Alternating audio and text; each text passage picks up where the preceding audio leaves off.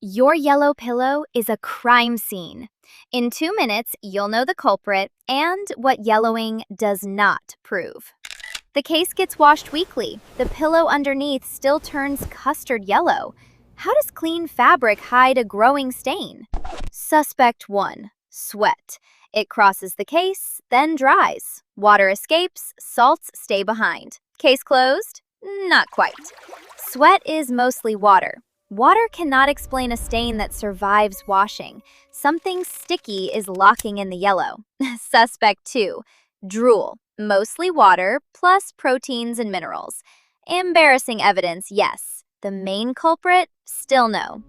The hidden accomplice is sebum. Invisible oil from your face and scalp slipping through fabric night after night. Cooking oil on a white shirt clings, grabs grime, and yellows with oxygen. Your pillow works the same way. Add moisturizer, hair products, makeup, and damp hair. Now your pillow runs a tiny chemistry lab while you sleep. Nightly cycle. Moisture carries residue inward, heat speeds reactions, and drying locks another microscopic layer around the fibers. Creepy twist. Pillows can hold skin flakes, dust, microbes, and mite particles.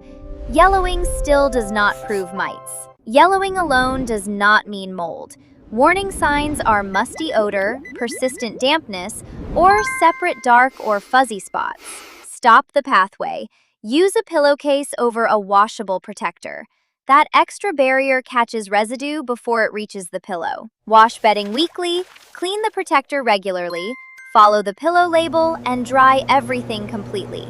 Dampness is the real troublemaker. Replace it if it stays musty, shows mold, will not dry, or folds flatter than your weekend motivation. Remember, moisture carries, oil clings, time yellows.